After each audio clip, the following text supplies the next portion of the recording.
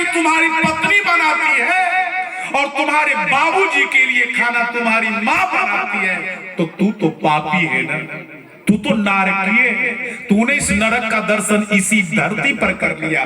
तुम्हें नरक प्रेम का पानी सूखने मत दे।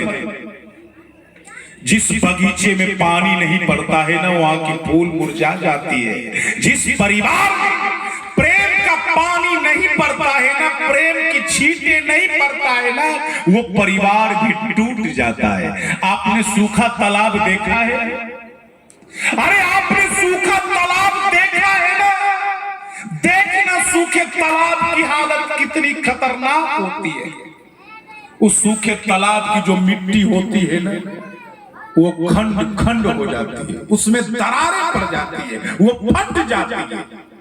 और जिस तालाब में पानी रहता है सारी मिट्टी एक पाल में बंधी हुई रहती है, लेकिन जो तालाब सूख जाता है वो विखंडित खंड खंड हो जाता है। जिस परिवार में प्रेम का पानी सूख गया ना वो परिवार भी खंड खंड हो जाता है, विखंडित हो जाता है, टूट जाता है। इसलिए कुछ भी हो जाए परिवार में कभी प्रेम का पानी सूखने मत देना, हमेशा उसमें प्रेम का छींटे मारते रहना।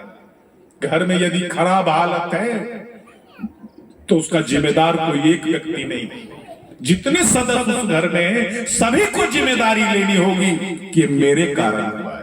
यदि दूसरे पर आरोप लगाओगे ना तो वो घर तो टूटेगा। इसलिए सज्जनों, मैं, मेरी बीवी और मेरे बच्चे, इसी को लोग परिवार मानते। आने वाले 20 सालों के बाद क्या होगा जानते हैं? कुछ रिश्ते ही मिट जाएंगे, कुछ रिश्ते रिस जाएंगे। जैसे एक हमारे हिंदू धर्म में है मौसी, कितना सुंदर शब्द है मौसी। आने वाले 25 साल में मौसी खत्म हो जाएगा, क्योंकि बच्चे तो हमें एक या दो चाहिए, है ना? केवल कुछ लोग तो कहते बस एक ही चाहिए और वो भी लड़का ही चाहिए। अब बतलाइए, जब बच्चा एक होगा और वो भी लड़का तो मौसी कहां से आएगी? कहां आसमान से आएगी? एक ही होगा, लड़का ही होगा, तो मौसी आएगी कहां से? चाचा आएंगे कहां से? तो ये सब केवल किताब में हम लोगों को पढ़ने के लिए मिलेगा।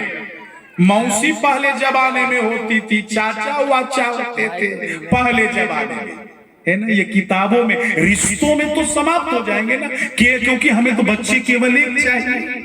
हाय रे, मैं, मेरी बीवी, मेरी बच्चे। सज्जनों, धर्म की शुरुआत इसको लगाए न अयोध्या से हो रही। कोई बात नहीं, गोली नहीं पराका बलि छूट रहा है।